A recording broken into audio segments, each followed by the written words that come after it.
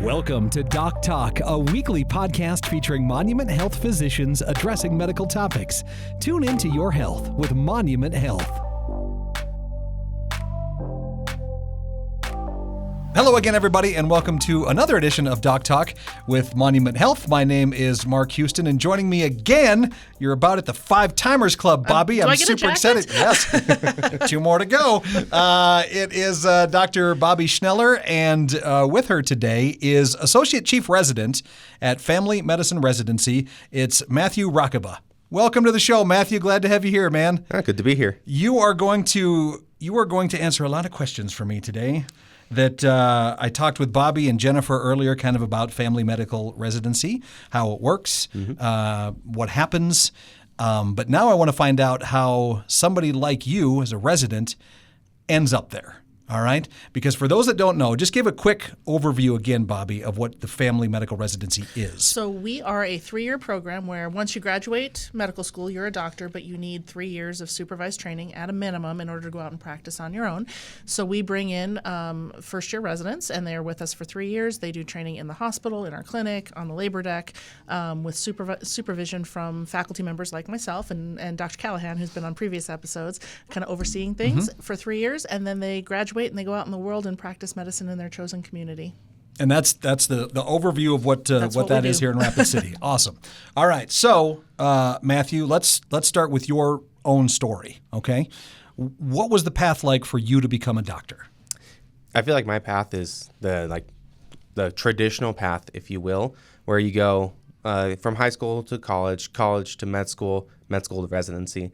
So I had like a 1-year break actually between med school and college because I did a 1-year master's program. So that's kind of like the pathway that a lot of the traditional students, if you will, end up taking, where they just kind of go schooling all the way through until they're. Do you have any medical history in your family? Was anybody in the medical field at all? Nope. Really? Yep. First one. So why? Why did you decide to do this? I don't know. Oh, man. That's like the most classic med school question. Yeah, I'm sure it smiling. is. Yeah. Why medicine? Right. Nobody else does medicine in your family. Why did you choose to do medicine? Honestly, when I was in high school, I ended up just kind of like trying to figure out what I wanted to do with my life. My high school actually had a technical college, as they call it, attached to it. So they basically had a bunch of different career option pathways that you could do. So they had you could apply to do like a nursing program. To kind of try it out. There was medical classes. There was auto shop, and there was like pharmacy tech. Those were all the ones I tried out. And the one that I really ended up liking the most was the medical side of things. So I almost kind of wish I did the EMT program when I was there, because that would have been... Really? Yeah, they had an EMT program where you could become a certified EMT. Oh, boy. I didn't end up getting into it just because of some weird things happened in my senior year of high school with the scheduling. So I didn't end up doing that, but I just ended up trying a bunch of different things and ended up really liking the medical side of things. Now, could you, if you wanted to, you could go back and do EMT, couldn't you? Or is that? I mean, you're a doctor now, but you could easily. I could go back to EMT. And, do you have any desire to do it no? No, not at this point. He's been through enough school at this point. So. Right. He's almost at the end now. Yeah. Well, one thing we were talking a little bit about, Matthew, so that's kind of what a resident is. You explained it pretty well. I mean, you did the typical steps to get to where you are, right? Right. And so you're from Dallas, Texas, you Correct. said, okay? Born and raised in Dallas, Texas. All right, so we always ask how in the heck you get up to South Dakota, because it's everything's a change from, not only a big city to a town of 77,000 people. You have more people in your city than we have in the entire state up here, right? Yeah. The weather's a big difference. So how do you look? I mean, how did that journey start for you that led you to here? So once you're a 4th-year medical student, you've taken your board exam. So you took Step 1 or COMLEX Level 1 and COMLEX Level 2 or Step 2. And then you start applying for medical residencies. And that's basically you choose which specialty you're interested in. Internal medicine, family medicine, emergency medicine, if you don't love yourself, general surgery. Don't hurt me. There's some of the doctors listening now like, wait a minute. It's all jokes, I promise. Don't hurt me. You pick your chosen specialty, and then you send out applications for those for that specialty. I liked family medicine a lot when I was first in med school. Did my rotations, absolutely loved it. Decided that's what I really wanted to do.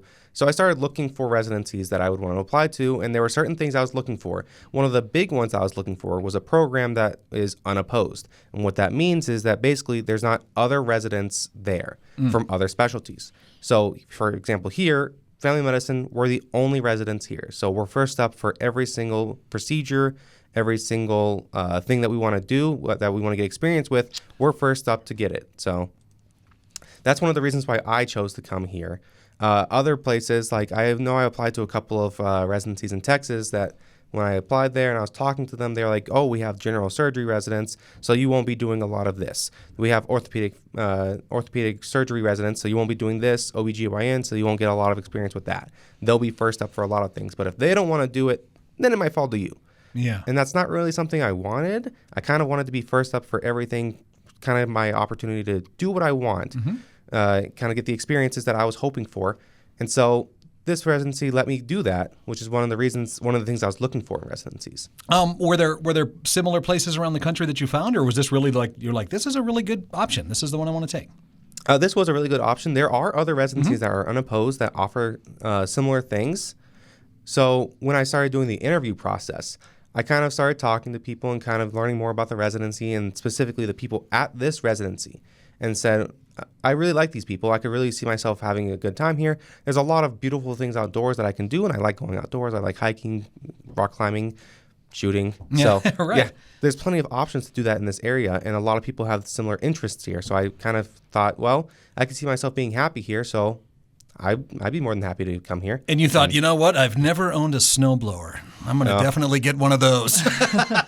Yeah.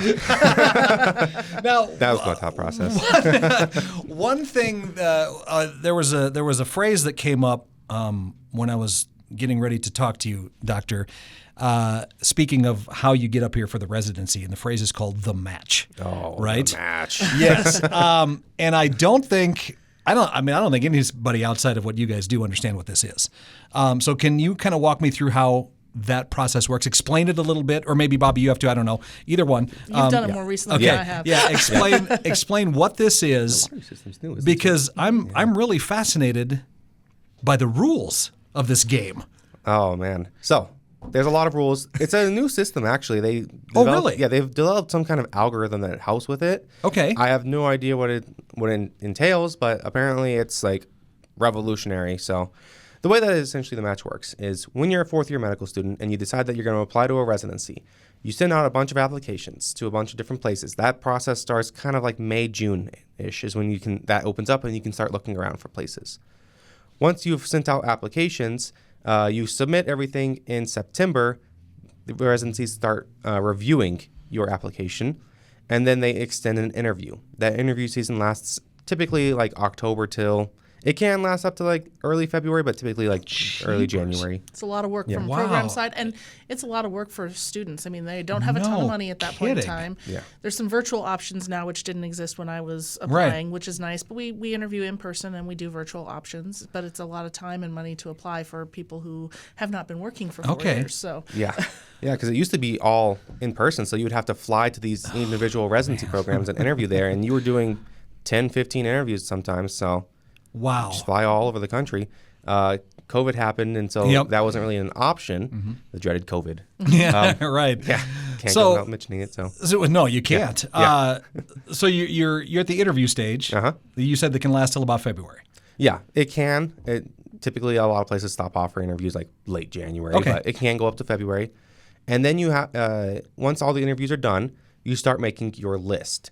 So you take all the places that you applied to that interviewed you, and you rank them 1 to however many interviews you got. Let's say 14. I think that's how many I did, 14. Wow. So I went 1 to 14, and you submit that rank list in March, like early March is when you submit that rank list. And the residency, that the residencies, I should say, all do the same thing. So they rank all the applicants that they interviewed that they want to rank to match their program, 1 to however many they decide that they're going to match, 1 to, let's say, like 120. And so those both get submitted, and early March or in mid-March, you have what's called match week. And so that's when the match runs the algorithm, and it takes those numbers, and it finds the two that are the highest that match on each list and says that's where you're going. You find out on Monday if you matched, because some people will do what's called dual applying. So say they apply orthopedic surgery and internal medicine just to kind of hedge their bets. So on Monday, you find out if you matched. You don't know what specialty, you don't know where you're going. And then Friday, you find out what specialty and where you matched. And the reason for that is because some people don't match, unfortunately. Yeah. Happens every year. There's always a lot of open spots in residencies, and there's a lot of people that don't end up matching. And that begins what's called the SOAP process. And I should have looked it up beforehand. But I can talk so about many new things. So it's a supplemental offer and acceptance program is Okay. what that's called. And so it's the same group. Basically, they try and hook up programs who don't have all of their spots full with applicants who didn't get into maybe the specialty of their choice. And you start talking to them. And then you do, it's not necessarily a mini match, but you spend all day Thursday doing that, trying to fill those spots. Okay. And then in order to not identify who was in the SOAP, they don't tell anyone who matched and where until Friday. I see. Okay. Well, that makes sense. And then you're obligated to be there for a certain period of time. There's like a Right. legal contractual obligation. Well, to this do is that. what I'm really fascinated with. So you get matched. Yep. Right? And the residency wants you. You want to go to the residency. You have to go at this point. Correct. This is a legal document that you sign saying, "Yep, I will be there for the next 3 years." Mm-hmm. Yeah. Yep. I think the legal document is like 45 days total, but it's Yeah. basically once you move there, Right. most Yeah. of the time Right. you're staying. Yeah. And it's very rare that you don't complete residency where you start. It's incredibly rare, actually. Yeah. So Okay. Right. Why does that legality need to be there? maybe there's a program, and let's say you really wanted to be an orthopedic surgeon, and long about June 1st they have an open spot, and they're like, hey, we'll take you. Mm-hmm. Well, that's really hard on the program to to have to fill a spot in June, or the program goes, this person that we were waiting for is now available. I'm going to take them and I'm going to kick you out of your spot. That's really hard on the med students. So they really want to get people settled and have an idea of where they're going. And you have to make the decision and kind of know what you want. Yes. Like this is going to be the thing. So how do you think, Matthew? How do you think? What do you think you did in your interviews that kind of pushed you over the top? Oh man, You could have just said, "Look, I'm really smart and good at this." You could have said that, but whatever. well, He's humble too. lying's not in my nature. So I mean, is it? Are the interviews tough? the interviews can be tough. They'll ask some grilling questions, some like personality questions. I think the big thing that really kind of pushes you over is like, are you a good fit for their program? Are you what they're looking for? Are they what you're looking for? So it's a lot of like personality things. Like, are you going to fit well with the type of people that you work with, the type of patients that you see? Are you going to get the training that you want in this area? Some places it's like if you wanted a rural setting and you're interviewing at an urban residency, not exactly the same training that you're looking for. So, And I think that benefits you and the place where you're going to be working. I mean, if everybody's happy, there's a lot of stressors that go away at that point, right? when you're happy with where you're at. And we have a culture in how we want to treat patients and how we want to treat our nursing staff and our front desk staff. And Yeah. so we're looking for those people. And I have seen some amazing ways that people have botched their interviews over the years, even virtually, by not being those people. And so you want to identify, that's what the interview process is for. Are they people who are going to take good care of our patients when they walk through the door? And obviously Matt is one of those people. So Well, that's good to know. That's good to hear right from the boss there too. A little bit. You mentioned, or we started the show mentioning that you are an associate chief resident. Correct. So there obviously are levels of residency then in this arena. Mm-hmm. So what does that mean? So there's first year, second year, third year residents. There's a associate chief resident who basically their job is to help out the chief residents. The chief residents are supposed to basically be kind of like a bridge between the attendings and the residents. So the attendings will have meetings. They'll talk about like plans for the residencies, things that they want to do moving forward. We bring the chiefs and the associate chief help bring it back to the residents, kind of discuss what was discussed, plans that are being implemented, things that they want to do, and the residents will bring up like concerns, things that they want to do, and kind of discussions that they want to have, and we take it back to the attendings. So we're kind of like that bridge between the residents and the attendings to kind of make everything run smoothly. Okay. Does that as far as career-wise goes, does that give you like a step up a little bit too? A little bit? Bump you up a little? It doesn't hurt when you're applying to right. things. Yeah. Right. So after you complete residency, there's additional training that you can do in certain specialties called fellowships. And being a chief resident or associate chief resident definitely doesn't hurt. Right. Not having that having that on your application. So that's yeah. Well, I mean, that's just good advice for people, wanting to start this journey that you did. And it's their peers that select them. It's a vote. It's a voting. I don't choose the chief resident. Right. I don't choose the associate chief. The other residents in the program say, this is the person I want to represent us with the faculty, with the group. So they do a lot of strategic planning for the residency. They're involved in all of those meetings on what we're going to do going forward.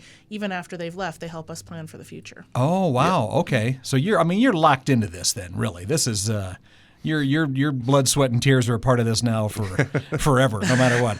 Now, you did mention something that, and I can't believe I've done the podcast this long, and I've never thought to ask this question because I've heard the phrase a couple of times or the word. What is an attending? So an attending is a physician who has completed a residency and is able to practice on their own and provide care on their own, bill for their services on their own. Okay. See, I had that completely the opposite in my brain, so I'm glad you explained that to me. Yep. All right, very good. Well, what do you talked about fellowship then, Doctor? What's in your future then for this? What do you want to do? What's your end goal here? So my end goal would be to go into sports medicine. I really wanted to do a fellowship in sports medicine. Like I mentioned before, there's a couple of different fellowships that you have to apply for to get in, and it's kind of similar to the match process, a little different. You apply to different fellowships, they interview you, and then they kind of have their own little match that happens a little bit earlier. Yeah. There is no like soap process for that one. Okay. Typically. All right. So you apply. If they accept you, then they have that match process. You get you find out where you're going. I think it's like January. You find out where you're going. Although some places will have open spots, and they'll just cold call people and say, "Hey, we have an open spot. Do you want it?" Now, what year of the residency are you in? I'm a second year. Your second year. Okay. So I'm going into my third year. You have your third year to go, and then you want to hop into a fellowship. And are you, speaking of, you want to do sports medicine, you a Cowboys fan? Yeah. Let's not mention it. I was going to say, we can still be friends on this podcast, all right? So I just got to write down, he's a Cowboys fan. I won't even tell me that. No, I'm a Vikings fan. Oh, okay. No. Yeah, I'm a Bears fan, so now we have beef. Here we go. I might as well just end this right now then. I was worried you were going to say Eagles or Commanders. Yeah, I wouldn't do that No. to you at all, yeah. So this, what do you hope to be... do you want to do high school, college, professional? I mean, what would you like to do? I'd probably want to do mostly like high school and college. Yeah. Professional level is a kind of different ball game. It seems like it's a lot more about who you know and So. Yeah. Okay. But high school, college, it's more local. You'll get to really know the athletes. You'll get to spend time with them. I already do a lot of that with our sportsman docs here. Right. I'll go to the high school and college games around here and help out just with ringside or game side coverage, and then we'll also do like some of the local events here, like the boxing events. There's the Silver Glove, Golden Glove, the open tournaments here that I'll help out ringside. Now we're gonna have some professional wrestling coming to one of our festivals here on May 3rd. Mm-hmm. So if we need a doctor, I can get a hold of you to help. Yeah, I'll be there. If Dr. Harper's there, I'll be there. Well, you're gonna have to be in a unitard though, and like a onesie for this with a mask. Is that okay? As long as nobody knows it's me, I guess, if I have the mask, Oh, I'll be asking for pictures. So. Well, Doctor, this has been, I think this has been pretty enlightening, honestly, for people that, this is a great podcast and what you've explained for people that want to start this journey, right? Mm-hmm. That know maybe they have a passion to do this, that they want to be a doctor, but it is, Bobbie, we've talked about it. It's a lot of work what you guys have to go through, and you've got to be dedicated to this. it's I think it's not to oversell it, but it's a noble profession for what you guys do. Is that? Do you feel that way at all, or do you just feel like I just like it? That's why I'm doing it. I just like it. That's why I'm doing it. I guess maybe it does have some noble goals and noble like outcomes, but I just do it because I like helping people and I like kind of doing what I do. So that's why I do it. Well, I hope we don't lose you, Doctor. I hope you after residency you hang out here. I know the weather is getting back to Dallas is Dallas is a great city. I mean, if you've never been there before, you should. It's a wonderful place to hang out. Cowboys fans notwithstanding. But Dr. Matthew Rakaba, thank you for coming in and talking about this. And if you have questions, if people want to get more information on this, Bobbie, where can they turn? Go to our website if you're interested. There's a website online with Monument Health to look at residency. There's a lot of information out there about being a doctor. But if you have questions about it, talk to your family doctor, talk to your specialist. Good idea. If you want to know what this process is, you probably know a doctor, and we like to talk. We're really willing to share with what the process looks like. Yeah, I've done a whole podcast with you guys. You do like to talk. I appreciate that. Thank you guys very much. Bobbie Schneller, doctor with the Family Medical Residence, and Dr. Matthew Rakaba. Thank you all for coming in. I appreciate it. Yeah, thanks for having me. Thanks.